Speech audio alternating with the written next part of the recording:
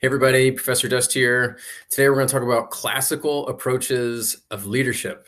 So this is important because these attempts at understanding leadership, although flawed in different ways, have really set the foundation for how we study and think about leadership going forward. And as well, there was a lot of ways that they were studying leadership that still are applicable today. And they carry forward in terms of their theoretical lens or their challenges and obstacles that they face. So we're going to talk about all of those different elements to make sure we have some language that is appropriate for understanding the more contemporary approaches of leadership. So first off is the trait approach. And before we start talking about the trait approach, it's important to understand what a trait is. So it's any type of characteristic of a person that is going to be characteristic of who they are and consistent across time and environment, meaning if they act this way today, they're probably going to act that way tomorrow, 5 years down the road, 40 years down the road. And then as well, in terms of environment, right? So it doesn't matter if they're with their family or their friends or their colleagues or something else, no matter where they are, they're more than likely going to exhibit these similar types of behaviors. So Big Five is one that we'll talk about here in a second. So the trait approach was a little bit backwards in that what they were doing is saying, oh, who's in a leadership position? Well, let's critique who those leaders are and what they're doing, and then we'll work backwards and say, oh, well, that's what your leadership looks like. And so they were really looking at it from an idea of trying to understand what is the ideal leader. And there was a little bit of a confusion as well on the difference between leadership and management, which we'll get into. And so when looking at these different traits, what you started to see was these assumptions of what a leadership is supposed to look like, because those types of traits maybe help them emerge as leaders, but they weren't necessarily representative of the ideal type of leadership. So there's been lots of studies, there's been meta-analyses that have aggregated all sorts of different correlational analysis using the scientific method that have tried to pinpoint, okay, well, what are these leadership characteristics and what are the trends that we're seeing? So here's some of the biggest trends. The big five being conscientiousness, openness to experience, neuroticism or its inverse, emotional stability, extroversion, and agreeableness. Those are the big five. Of those, they found that extroversion had a strong positive relationship with emergence, right? So those that are more talkative and outgoing and sociable, they're more likely to emerge as leaders. Not necessarily that they have the ideal leadership traits or that they're good at leadership, but they emerge as leaders within group settings. People assume that they're the one that are supposed to be in charge. Now, conscientiousness, so being dependable, being organized, getting things done, doing what you say you're going to do, that was the leadership most strongly associated with effectiveness, with leadership effectiveness. So that one is good all around, and that's kind of what we want. The other three were not related or didn't have any degree of a strong relationship or statistically significant relationship with leadership emergence or effectiveness. So the trait perspective, so thinking about this in terms of what are its implications, one of the challenges is that if we're going to assume that certain types of leaders need to act a certain way, what ends up happening is that we get more and more biased towards certain types of characteristics. This also, I think a great example of that is that this also gets into this challenge of diversity. So for example, traditionally, in history, we've assumed that leaders are agentic and they are strong and they will stand up and be powerful. Now, in gender studies, we know that masculine traits are more aligned with those agentive behaviors, and more feminine traits are more aligned with something more communal and caring and kind. And so those are the perceptions, the generalizations that we have about these masculine and feminine traits. And so when we assume that leaders are supposed to be more agentic, then we assume that males are supposed to be the leaders, and that's not productive. Right. So with this trait perspective, you can see some of those challenges in assuming that a specific trait is supposed to be a leader. And so understanding also what the difference is between emergence and effectiveness is important. With that example of conscientiousness and and extroversion. Just because someone emerges as a leader doesn't necessarily they're going to be effective as a leader. And that's one of the challenges of trait perspective that I didn't quite figure out. And then also, are traits best interpreted as specific and accurate or broad and practical? So this trait perspective highlights for many the fact that we can look at traits in a very, very specific lens, right? So all of these different big five, you might rate them on a 1 to 7 scale, and there might be any iteration or combination of those 5 traits on those 1 to 7 scales. And that creates a specific profile of a person. Now that would create a really specific profile. Literally, there would be 7,000 or so different profiles or something like that. And that might be the most specific, which then also would make it the most accurate interpretation of that profile of a person and how they may or may not engage in leadership. But at the same time, it's also not necessarily very practical. And so a lot of times what we see happening when people are applying the trait perspective, think of the 16 types, for example, where people will use a typology that's a dichotomy of 4 different specific characteristics or traits. It's very broad. It's assuming, for example, that there's 16 types of people. Interestingly, though, they end up being more practical because people can at least see themselves in some degree each one of those 16 types. And then as well, it's easier to talk about and think about, right? So there's in any type of study of organizational behavior, you're going to have this balancing act of we need to be accurate, which necessitates specificity. But at the same time, we also have to be practical, which necessitates categorizing and making decisions on what we want to study and what we don't want to study. So within the next field of the classical approaches, we have the skills approach. And in the skills approach, they essentially were breaking down, okay, let's forget about traits, but let's instead talk about the different things that can be done in terms of a knowledge, skills, ability standpoint. And what they did in the skills approach was say different skills are needed by different types of managers or leaders. And they found 3 big buckets. The first bucket was more technical, right? Getting things done, the nitty-gritty tasks. Some were more human, right? How we interact with others, and some were conceptual. It was about ideas and understanding how markets work and trends happen and all these different elements that were more intellectual. And so their argument within the skills approach was that at the lower levels, the technical and the human are both very important. And the conceptual, not so much, because you don't need to think big picture about where you're headed and where the organization's going and how the pieces of the puzzle fit together. You're more at the lower rungs trying to implement whatever has been decided. At the middle management level, they got a lot of work to do. They need to be good at everything, right? So technical, human, conceptual, they're going to need a little bit of everything to make it work. Top management, though, it's kind of the inverse of supervisory in that technical is not as important. It's really about people. It's really about understanding the big ideas. And so you don't have to be in the weeds, so to speak, on a regular basis and be the most up to date in terms of skills for technical aspects. It's really about more the concepts and the human aspects.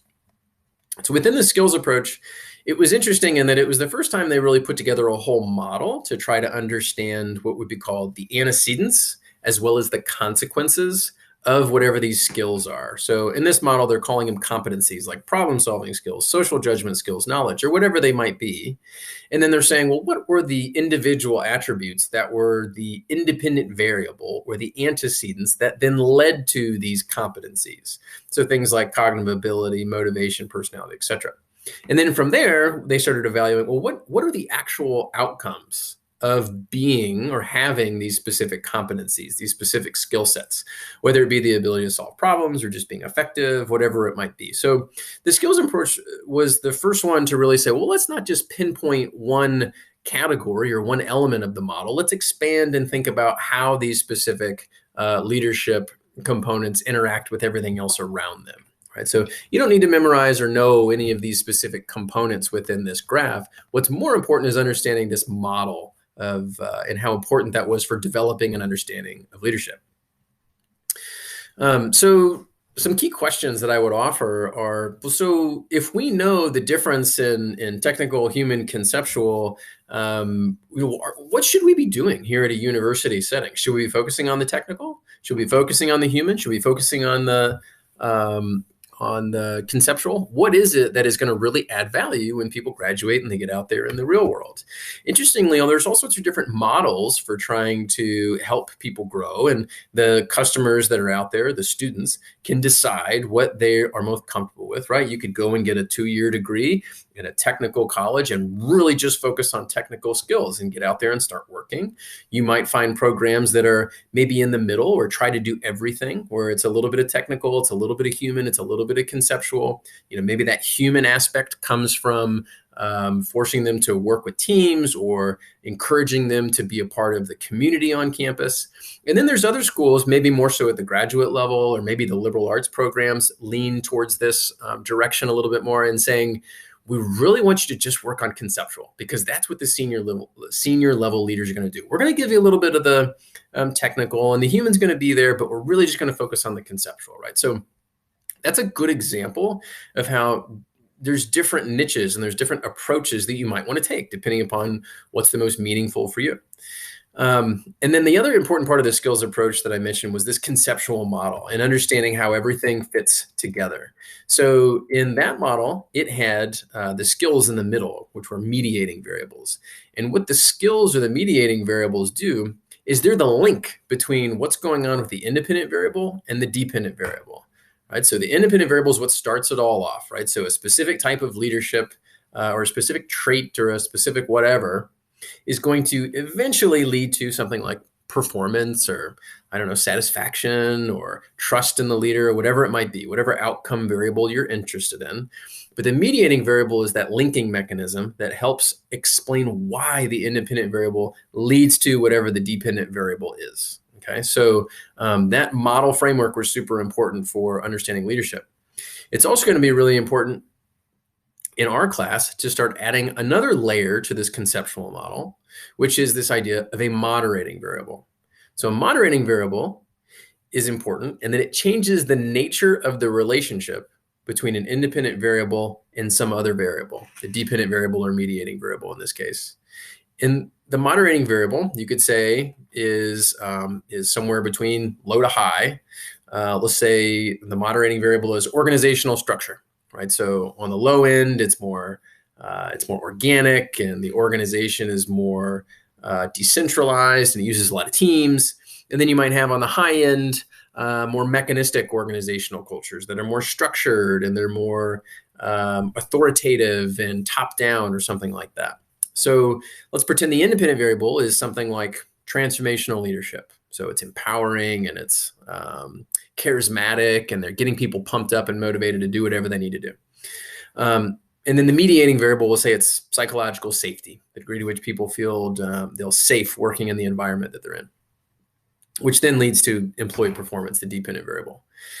In organic structures or low levels of this moderating variable, that independent variable might be have a much stronger relationship on psychological safety. But the opposite, mechanistic organizational structures, where it's high on that moderating variable, it might actually squash and totally negate the influence of that independent variable. And so it's important to think about, what is the context that we're considering, right? What organization are we in? What team are we in? What industry are we in? To try and pick apart, when is it that a specific independent variable can have its influence on a dependent variable? And the skills approach was one of the first leadership models to try and piece this together. What's the independent variable? What's the dependent variable? What are the circumstances where this variable might actually have some type of influence? Okay, so next let's talk about the behavioral approach. And the behavioral approach was looking at two different dimensions, task and relationships. And there was essentially two competing camps trying to understand the behavioral perspective of leaders, and saying, okay, well, we understand traits, we understand skills, but what do they do on a daily basis? There was a camp at the University of Michigan and also another one at Ohio State University, and they were both feverishly evaluating the behaviors of leaders to try and understand what is it that good leadership does. And interestingly, they came to almost the exact same conclusion, that it could be divided into these two different dimensions: concern for task, concern for people or relationships. And now they they settled on, or varying parties of this, these two different research camps, settled on some frameworks for trying to interpret what would be called leadership styles or management approaches. And you can really look at this as a 2x2, and at the same time, you can see varying degrees of where you might fall within the specific 2x2. But for the sake of simplicity, you can think of it as 4 quadrants. And so the first quadrant, team leadership, which would be high on concern for people and high on concern for task. They're worried about both, and they pay attention to both, and they try and make sure that people are happy, but at the same time, I'm being really clear on the task they need to do and why they need to do it.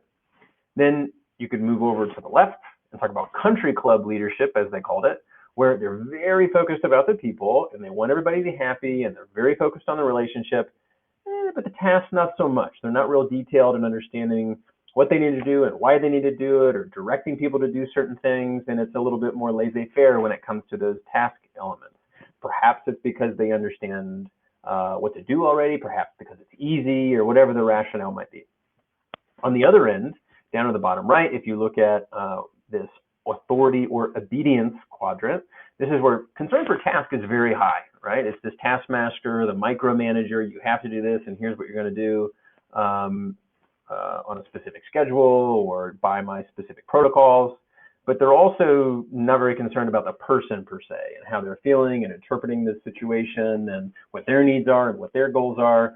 And so that is definitely more so seen perhaps in maybe lower level jobs, unfortunately. Right? This is not up to interpretation. You just do it my way and that's it. And it's as simple as that.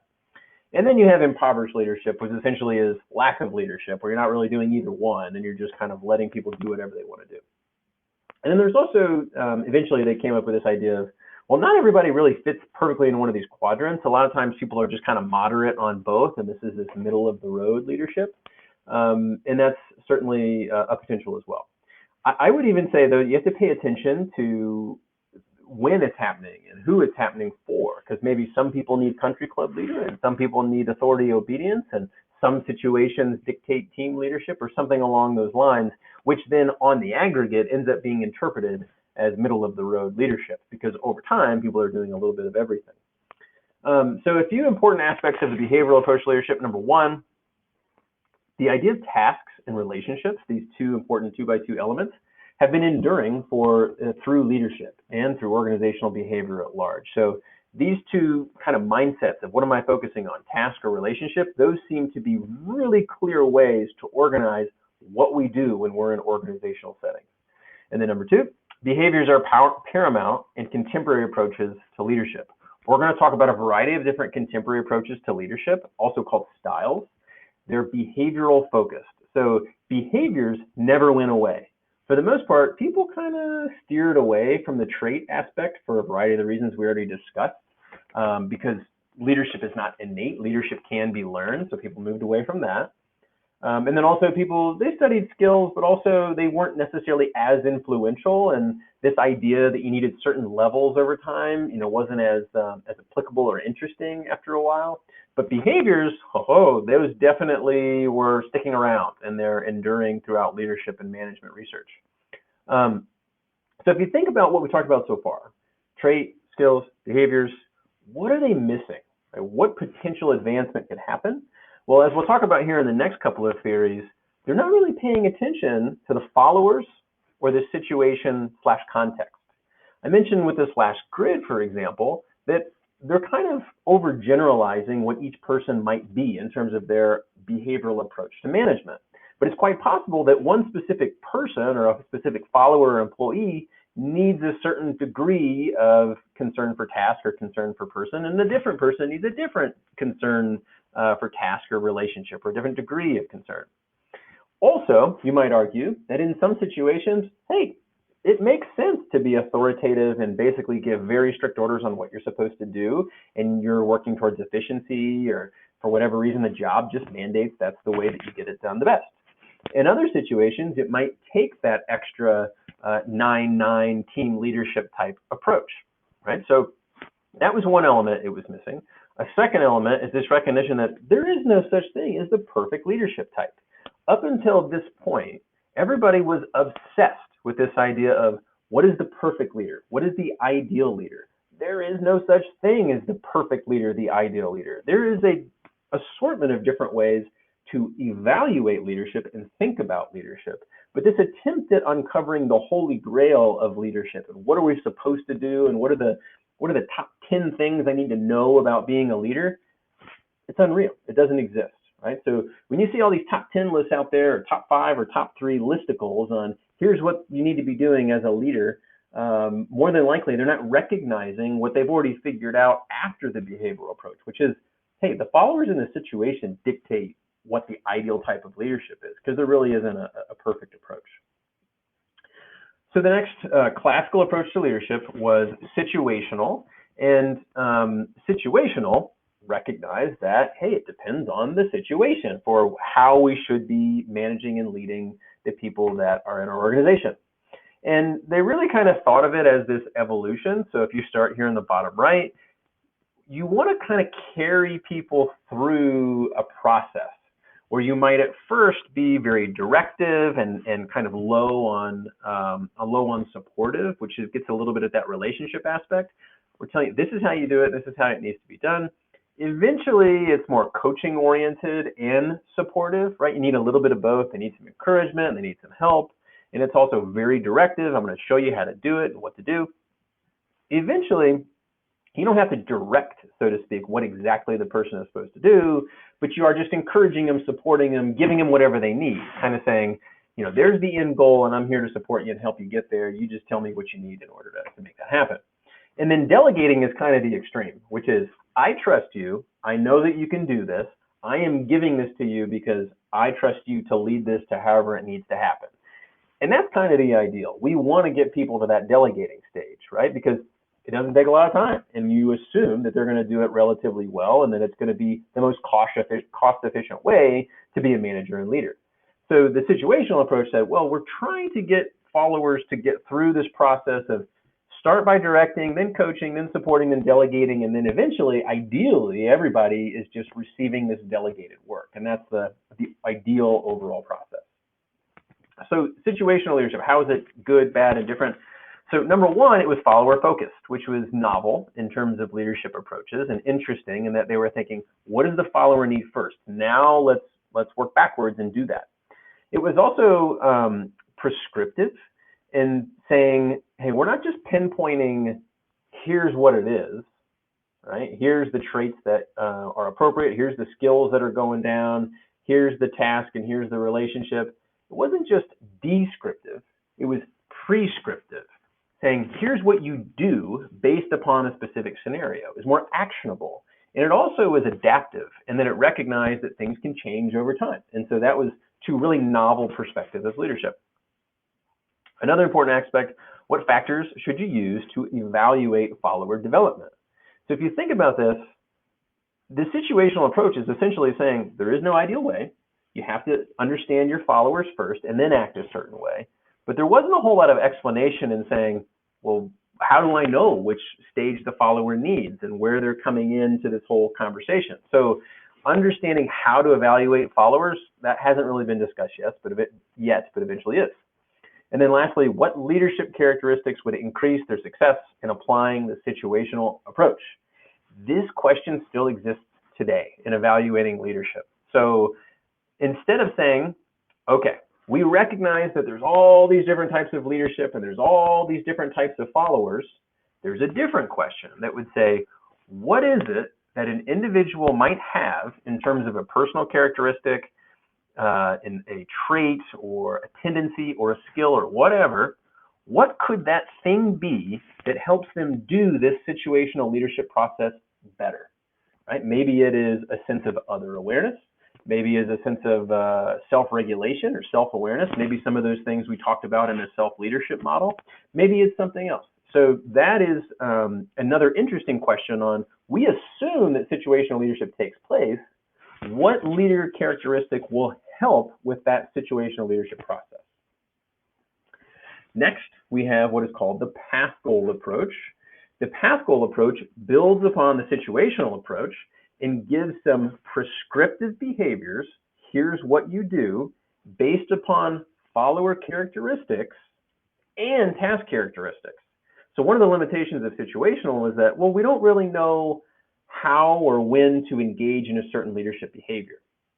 So that's exactly what they did. Said, here's this follower characteristic. Are they dogmatic and authoritarian? Oh, and is the task that they're involved in ambiguous, unclear, and complex? Well, in that case, you need to be directive, right? So it was very formulaic. So supportive, if followers have this characteristic and this characteristic, you need to provide that nurturance. And those are very similar to situational. And then participative, it's more about that support and achievement oriented. That's similar to the delegative, like we're giving them challenges and letting them do their thing. So very similar to situational in terms of the leader behaviors, but really specific on those follower characteristics and those task characteristics. So the path goal theory is interesting, unique, different, builds upon what we know for a few different reasons. Number one, it implemented motivation theories into its understanding of leadership, which hadn't been done yet. So they used what's called expectancy theory to try and help understand that follower characteristic or what those followers' needs are that then dictated what a leader should do in terms of behaviors. So what is expectancy theory? Well, it's this idea that the only way for people to actually be motivated is if you do three things. First, the effort that they are engaging in has to actually lead to some degree of performance, right? So if I make 100 extra cold calls today, is that actually going to lead to 10 new appointments? If so, okay, move on to the next phase. If I set 10 new appointments, am I going to get rewarded for that behavior? Am I going to get some type of bonus or pat on the back or whatever it is? If so, yes, okay, move on to the next stage. Do you care about that reward? Okay, so do I care about the pat on the back? Do I care about getting this $100 bonus for setting 10 new appointments?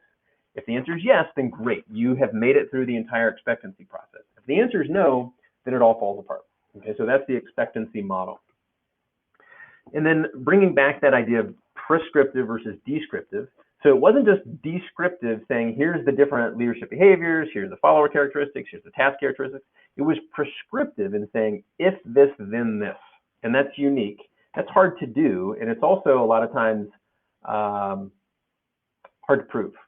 A lot of these, yeah, it was great that you're starting to see some prescriptiveness out of them, but they weren't actually all well supported. But nonetheless, it at least kind of helps remind everybody that you got to kind of close the gap on that practicality. And then lastly, this was complicated, right? If you really look at that figure, that's a lot of information to hold in your head at one time and say, oh, okay, well, I'm going to go down the list here and look at the follower characteristics and the task characteristics, and therefore I do X as a leader. Not many people can cognitively process all of that information on the fly and then decide that this is what they're going to do in terms of their leader behavior during a certain circumstance or during a certain meeting or whatever it might be. So it's super complicated. And this gets back to something we talked about a while ago when talking about traits, in that there's this continuum of specific yet accurate and then broad yet practical, right? So this almost went a little too far on the specific and accurate attempt in that it just made it impractical, right? So there's different purposes, right? If you're trying to advance social science, yes, you need to be accurate and specific. If you're trying to help managers do something that is worthwhile, it's worth their time and worth their mind space, then sometimes it has to be more practical. Now, the last one is very unique compared to some of the rest, but it definitely builds upon what we knew in those prior theories. It's called leader-member exchange, or I will call it LMX. LMX is still a super popular theory that is studied a lot today for leadership, but it's studied in a different way than what we'll talk about here. So leader-member exchange was the first to start really trying to pay attention to the relationship between a leader and a follower. I don't know why they use S in this specific visual, but there is a different relationship. It recognized there's a different relationship from the leader to the follower for every single one of the relationships. So I might have, in this example, a +3 interaction back and forth with one follower, a +3 interaction with another follower. I might have a 0-0 with some and a 0-0 with others, or whatever the numbers are in between.